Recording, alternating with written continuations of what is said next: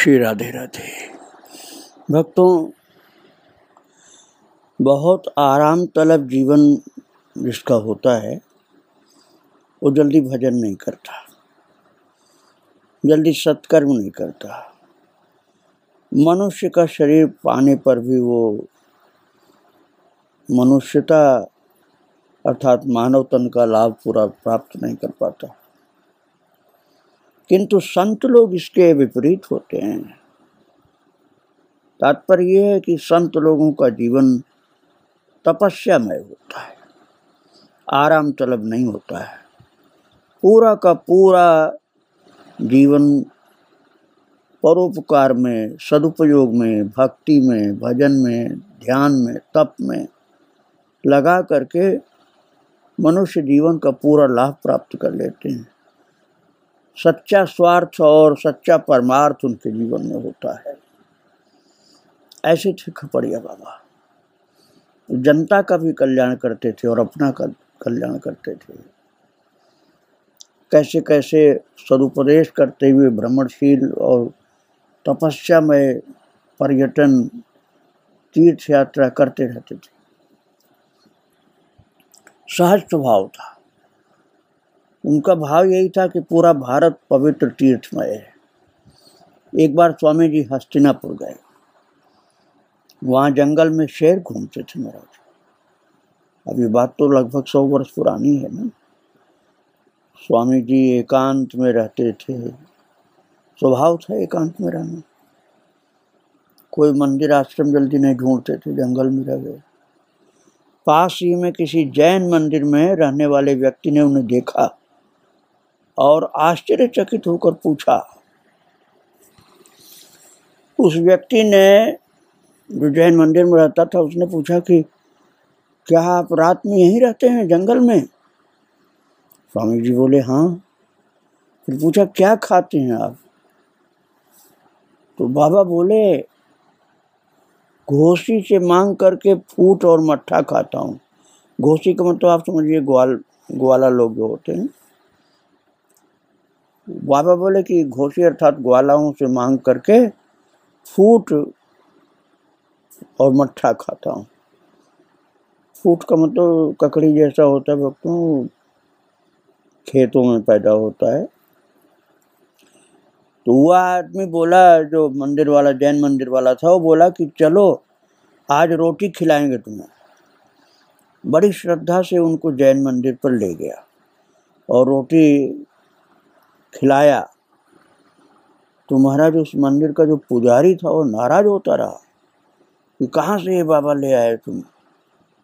ये तो जंगल में रहने वाला, यहाँ मंदिर में क्यों ले आए? क्योंकि उसके अंदर श्रद्धा भाव नहीं था भक्तों, और जो ले आया था उसके अंदर श्रद्धा थी। तो बाबा पुजारी की बात को सुन करके बिल्कुल नहीं नाराज हो रहे थे, शांत बिल्कुल। और रोटी खाने के बाद स्वामी जी वहाँ से चले गए। उसने तो पुण्य लाभ प्राप्त कर लिया जो भक्त लाया था उसको, बाबा को। और स्वामी जी का घूमने का क्षेत्र तो बहुत लंबा चौड़ा था। महाराज सुनकर आश्चर्य होता है कि इतना पैदल कैसे चलते थे बाबा।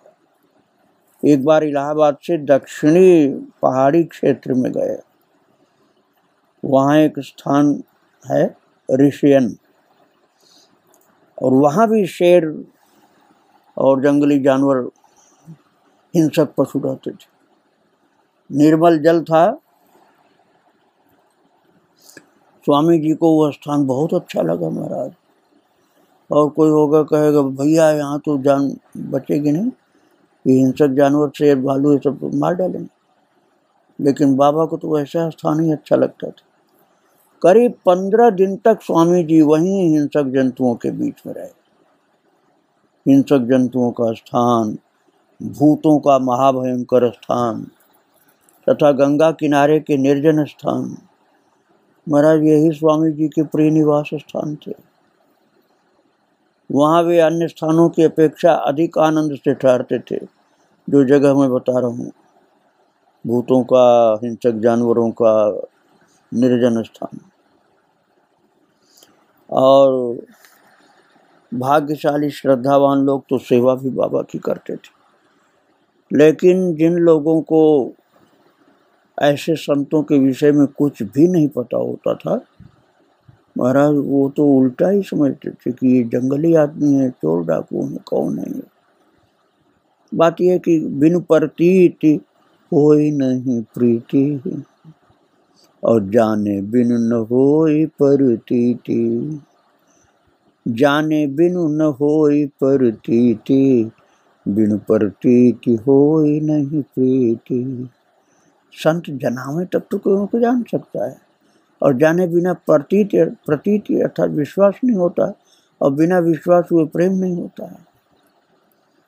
तो सामाजिक कार्य के लिए समाज के सामने उत्कट दीक्षा अधिक लाभकर होगी, ऐसा सोच करके बाबा ने सोचा कि जनता को लाभ मिलना चाहिए संत से।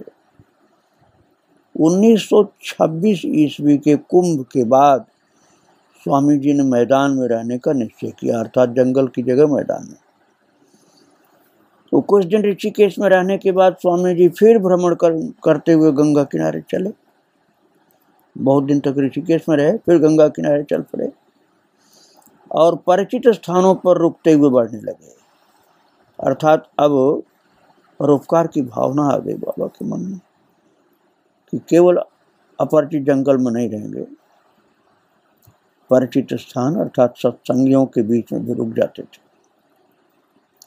स्वामी जी ने देखा कि हरिद्वार से लेकर प्रयागराज तक भिक्षा देने का संस्कार जनता में था, तथा वाराणसी तक कुछ कुछ संस्कार था। फिर वाराणसी के बाद जनता में ऐसा संस्कार बिहार की तरफ बहुत कम था। लोग समझते ही नहीं थे कि ये कोई महान पुरुष है। तो स्वामी जी ने संकल्प किया कि वाराणसी के बाद ये संस्कार जनता में डाला जाए। अब आप सोचो संत कितने परोपकारी होते हैं। यहाँ के लोग संतों को सताने वाले थे, बाबा ने उन्हीं लोगों का भला करना चाहा।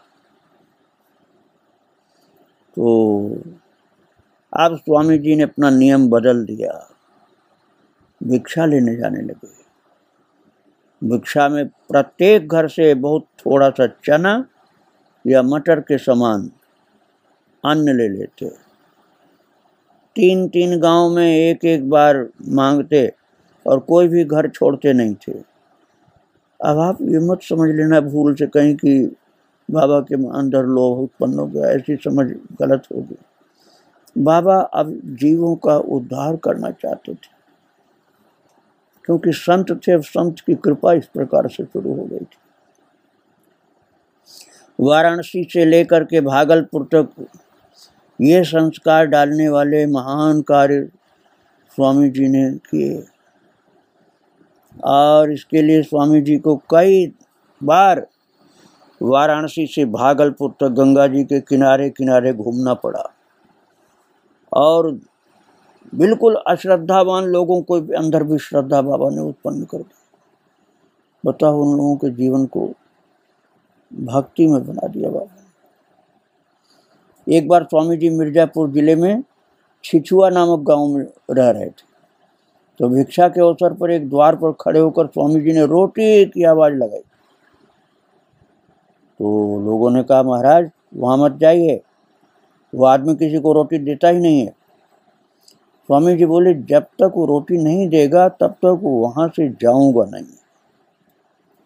दूसरे दिन से स्वामी जी नियम पूर्वक उसके द्वार पर रोटी ये आवाज लगाते, और वहां तो मिलता नहीं था। फिर दूसरी जगह भिक्षा लेने जाते। वो आदमी कुछ न कुछ बहाना बना करके रोटी नहीं देता था, क्योंकि संतों के लिए मन में उसकी श्रद्धा नहीं थी। बच्चों, बहुत अभागे होते हैं ऐसे लोग जो महान विरक्त संत के भिक्षा मांगने पर नहीं देते हैं। अरे भाई, घर में जो है वो देना चाहिए। लोगों को बड़ी खुशी थी कि उसके कारण ऐसे महात्मा का संग उन्हें दीर्घ काल तक मिल रहा था। बाबा सोचते थे इसका उद्धार हो, स्वभाव बदले, इसलिए उसके यहाँ दरवाजे पर चले आते थे। और आप आश्चर्य करोगे कि 6 महीना तक बाबा गए, 6 महीने तक उसके दरवाजे पर गए, जो एक रोटी नहीं देता था। तब वो व्यक्ति अपनी स्त्री से बोला, इसने बड़ी गुड़ माटी लगाई, बासी टुकड़ा दे दे इसको। अब आप सोचो, बासी टुकड़ा रोटी का दो, उसमें भी गुड़ भी लगाओ, थोड़ी मिट्टी भी लगाओ। और स्वामी जी ने बासी टुकड़ा क्या लिया, उसकी मूर्खता जैसे ले ली बाबा ने। अब टुकड़ा लेकर स्वामी जी अन्यत्र चले गए। अब उसके बाद उसका स्वभाव ऐसा बदला कि जब तक किसी संत महात्मा को रोटी न खिलावे तब तक वो स्वयं रोटी नहीं खाता था। लेकिन आप सोचो कि 6 महीने बाबा को जाना पड़ा उसके दरवाजे पर। कितने परोपकारी होते हैं संत। कुछ दिनों के बाद लौटती बार जब स्वामी जी उस गांव में गए तो गंगा किनारे प्रथम वही आदमी मिला और वो चरणों में पड़ के भिक्षा के लिए प्रार्थना किया। स्वामी जी खुश हो गए कि इसका जीवन बदल गया, नास्तिकता से आस्तिकता में पहुंच गया है, मूढ़ता से ज्ञानी की दशा में पहुंच गया। स्वामी जी सब परिस्थिति जान गए तो बड़े प्रसन्न हुए कि इस प्रकार से बहुत बिगड़ा हुआ आदमी था जो संतों को बहुत असभ्यता से दुर्व्यवहार करता था, सताता था, खाने को कौन कहे बुरा भला बोल करके सताता था। बाबा ने बहुत प्रेम से उसको समझा के कहा, बेटा या दुनिया में आई के कर लीजिए 2 काम, देवे को टुकड़ा भलो लेने को हरि नाम। कितना परोपकारी थे भाई। 6 महीने तक उसके दरवाजे गए, तब ये उपदेश वो धारण करने लायक हुआ तो बाबा ने उपदेश दिया, या दुनिया में आए के कर लीजिए 2 काम, देने को टुकड़ो भलो लेने को हरि नाम। और इस शिक्षा को देने के लिए बाबा को बड़ा परिश्रम करना पड़ा था, तब वो व्यक्ति भक्त हो गया। कितनी मेहनत करनी पड़ी थी बाबा को इस कार्य के लिए। उसी समय एक बार स्वामी जी वाराणसी जिले में जाड़े के दिनों में शीत ठंडक थी तेज, प्रातः काल 4 बजे तैर कर गंगा जी को पार किया था। वाराणसी में जल की धार बहुत चौड़ी है, तो पाट बोलते हैं, बहुत चौड़ा, क्योंकि उसके पहले बहुत सारी नदियां मिल जाती हैं यमुना आदि का। तो महाराज जहाँ एक डुबकी लगाने भारी पड़ता है ठंड के सीजन में, कोई सिर धुआ कर जल्दी नहाता नहीं, बूढ़ा आदमी तो घबराता है नहाने से, नौजवान लोग भी 3 डुबकी कम लोग लगा पाते हैं। ऐसी ठंड में बाबा ने वाराणसी में प्रातः काल 4 बजे तैर कर गंगा जी को पार किया। अब कितना टाइम लगा होगा, कम से कम आधा पौन घंटा तो लगा ही होगा। और लोगों की मति चकरा गई कि इतना तेज ठंडे जल में ये बाबा तैरता हुआ पार करता जा रहा है। इतना ही क्यों महाराज, जाड़े में तो 8-8 दिनों तक वर्षा की झड़ी लगी रही। एक बार जाड़े का टाइम और वर्षा की झड़ी लगी रही। ऐसे में भी स्वामी जी वैसे ही खुले स्थान पर, आसन पर, खुले मैदान में, और जमीन पर एक आसन फटा टूटा था, उस पर बैठे, बिल्कुल हिलते डुलते नहीं थे। तेज ठंड और लगातार बारिश। एक दिन में बाबा पैदल चलते तो 50-50 मील चलते थे। उस समय जो भी व्यक्ति स्वामी जी की चरण सेवा किए थे वो बताते थे कि स्वामी जी की पिंडलियों में ढीलापन बिल्कुल नहीं था, लोहे के समान कड़ी पिंडली थी उनकी। और महाराज खपड़िया बाबा, जिनको स्वामी जी मैं बता रहा हूँ, उनकी चाल इतनी तेज थी कि साथ वाले व्यक्तियों को उनके साथ होने के लिए दौड़ना पड़ता था। स्वामी जी उस समय जनता को आनंदित कर देते थे, जो श्रद्धावान जनता के लोग होते थे। बाद में तो बाबा की बातें खुद पब्लिक बताती थी। श्रद्धावान भक्तों को तो बाबा भी बता देते थे, नहीं तो पुराने बुजुर्ग लोग बताते थे। छपरा जिले में तिलपा घाट के पास बड़ा ही घना मूज का जंगल था। मूज घास होती है तो बहुत लंबी ऊंची घास होती है। तो बीच जंगल में एक पीपल का बहुत बड़ा पेड़ था और स्वामी जी एकांत में रहना पसंद करते थे। अब आप मूज का जंगल देखे हो तब तो समझ पाओगे कि कितना ऊंचा होता है मूज का जंगल। और उस जंगल के भीतर पीपल का पेड़ था और पीपल का पेड़ देख करके स्वामी जी ने रात में उसी के नीचे अपना आसन लगा दिया। और रात का पहला प्रहर बीत गया होगा, एक जंगली सुअरों का झुंड, जंगली सुअर, पालतू सुअर नहीं, जंगली सुअर जिनके दांत निकला रहता, बड़े खतरनाक होते हैं। और वो भी एक सुअर नहीं, सुअरों का झुंड पूरा गिरे हुए फलों को खाने के लिए आया। पीपल के गिरे हुए फल जमीन पर जो थे उनको खाने के लिए रात में, एक प्रहर रात बीतने के बाद सुअरों का झुंड पूरा आया पीपल के गिरे फल खाने के लिए। और वे सब अपरिचित मानव को देखकर ठिठक गए। और महाराज कुछ ही देर बाद पता नहीं कैसे उनका स्वभाव बदल गया। आक्रमण नहीं किए, वो बाबा के ऊपर आक्रमण नहीं किए, निश्चिंत होकर फल खाने लगे। और कोई सुअर स्वामी जी के आसन के पास तक आ जाता था, लेकिन स्वामी जी निर्विकार रूप और बिना किसी चिंता के शांत भाव से बिना आसन से हिले बिल्कुल शांति के साथ बैठे रहे। यहाँ तक कि बाबा को जैसे ये पता ही नहीं लग रहा था कि कोई यहाँ आया भी है जंगली जानवर। और बस केवल एक बार आराम से देख लिया, हाँ सुअर जंगली खा रहे हैं पीपल के फल। और थोड़ी देर बाद वो सुअरों का जो झुंड था वो खा पी करके चला गया। तत्पश्चात एक और झुंड आया। इसी प्रकार उनके कई झुंड आए और चले गए सुअरों के। और स्वामी जी उसी प्रकार बैठे रहे। जब भक्तों ने पूछा, स्वामी जी आप रात में कहाँ रहते हैं? स्वामी जी ने स्थान बतलाया तो सभी चकित रह गए। इस प्रकार स्वामी जी उस जगह 15 दिनों तक रहे, मूज के वन में पीपल के नीचे रात में।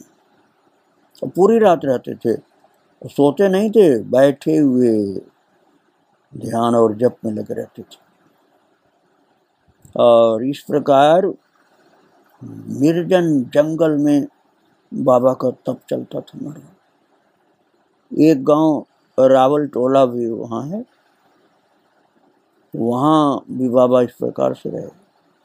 एक बार बुलंदशहर जिला में रामपुर नामक ग्राम में स्वामी जी गंगा जी के किनारे बैठे थे। गर्मी के दिन थे, खूब लू चल रही थी, गर्म हवा।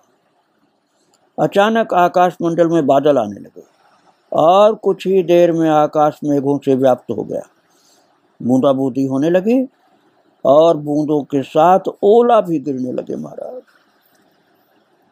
ओले जो गिरने शुरू हुए तो उसमें बड़े बड़े भी ओले गिरने लगे और ओला गिरने की गति तेज हो गई। भूमि जो ओला के मारे ढककर सफेद हो गई। अब आपको मैं बता चुका हूँ, स्वामी जी कोई कपड़ा नहीं पहनते थे, केवल लिंगोटी। और ओला वृष्टि इतनी तेज होने लगी कि स्वामी जी के नाभि तक, बैठे हुए थे बाबा जमीन पर बैठे, उठ के भागे ही नहीं हो तो। नाभि तक बैठे हुए, नाभि तक उनके ओला जम गए। और स्वामी जी आसन जमाए बैठे रहे, हवा भी चल रही थी, ओला बरसात हो रही थी। केवल अपना खप्पड़ जो था खपड़िया बाबा का, बस वही सिर पर उल्टा करके रख लिए और पूरे शरीर पर ओला की वर्षा हो रही थी, तड़ातड़ ओले गिरते रहे।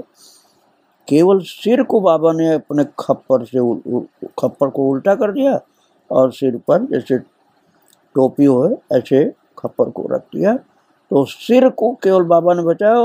पूरे शरीर पर, पेट, पीठ, हाथ पैर, हर जगह तड़ तड़ तड़ तड़ ओला गिरते रहे महाराज। और बाबा न हिले डुले, न कोई उनके ऊपर असर। महाराज जैसे कोई चट्टान हो वैसे बाबा बैठे हुए भगवान के ध्यान में, पूजा में, सेवा में, सुमिरन में लगे रहे। और भोजपुर जिला बिहार में है, वहाँ बहुरनपुर ग्राम में एक बार ऐसा ही हुआ।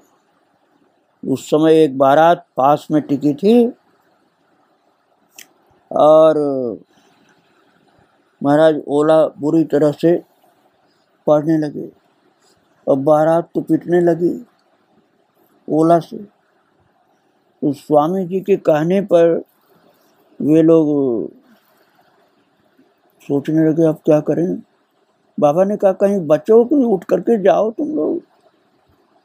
और बाबा नहीं उठ कर जाते थे, बारात वालों को कहे कि तुम लोग जान बचाओ, कहीं ओला पड़ना शुरू हो गया। आंधी और ओला। तो महाराज विचित्र लीला थी। बाबा अपने बचाव के लिए कोई प्रयास ही नहीं करते थे। कितना वहाँ आंधी चले, ओला, कितनी बारिश, कैसा भी हो, कुछ भी अपने बचाव के लिए नहीं करते। हाँ, जब कोई बहुत ज़्यादा चिल्लाता, पीड़ा में परेशान होता था, तब उसके लिए बाबा कभी कृपा करके बचाने की कोशिश करते थे, अपने लिए बचाव नहीं करते थे। जैसे आंधी में एक लड़का हवा में उड़ करके गंगा जी में धड़ाम से आके गिरा, हवा में उड़ गया वो और गंगा जी में गिरा, तो बाबा ने उसको बचा दिया।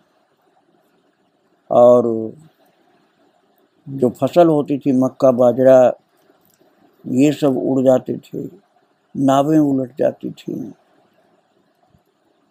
15-15 दिन बाबा की लिंगोटी नहीं सूखती थी, क्योंकि दूसरी लिंगोटी तो रखते ही नहीं थे। जो शरीर पर है वही सूखे तो सूखे, न सूखे तो मत सूखे। वैसे ही मैदान में बैठे हुए हैं, भीग रहे हैं। और भिक्षा के समय वही नियम चलता था, आवाज तो बुलंद थी बाबा की, और मन में भगवान का नाम लेते रहते थे और शब्द केवल एक ही बोलते थे भिक्षा के समय, रोटी। और ऐसी आवाज लगाते हुए चल देते थे, कहीं ठहरते नहीं थे। तेज गति के कारण शायद ही कोई अपने द्वार के सामने स्वामी जी को भिक्षा दे पाए, नहीं तो दौड़ना पड़ता था रोटी लेकर के। स्वामी जी की आवाज सुनते ही महाराज गांव के सभी जाति के व्यक्ति अपने अपने घर में से बना हुआ जो भी भोजन होता था लेकर दौड़ते थे उनके पीछे, और थोड़ा थोड़ा स्वामी जी एक खप्पर में डाल देते। खपड़िया बाबा का खप्पर पूरा भर जाता था। फिर बाद में स्वामी जी एक जगह पर बैठ करके भोजन करते थे। महाराज बाबा का ये कोई हट नहीं था कि ऊंची जाति का ही हो, जाति पूछते ही नहीं थे। सभी जातियों का दिया हुआ भोजन महाराज बाबा पा लेते थे। तो कई लोग बाबा को अघोरी कहने लगे, अघोरपंथी कहने लगे। लेकिन बाबा इसमें भेद नहीं करते थे, क्योंकि उच्च कोटि के सन्यासी के लिए भेद करना कोई आवश्यक नहीं होता है। भिक्षाम चतुर्षु वर्णेषु, चारों वर्ण की भिक्षा लेते थे, ऐसा भागवत जी में लिखा हुआ 11वें स्कंद में, भिक्षाम चतुर्षु वर्णेषु। तो बाबा के लिए कोई भेद नहीं था किसी जाति और वर्ण का। कहीं कहीं उपनिषद में भी संन्यास उपनिषद में लिखा हुआ है कि भेद नहीं करना चाहिए। प्रारंभ में तो लोग भेद करते हैं कि इस जाति का लेना है, इस जाति का नहीं लेना है, लेकिन उच्च कोटि का जो संत होता है परमहंस, उसके लिए विचार करना आवश्यक नहीं होता है।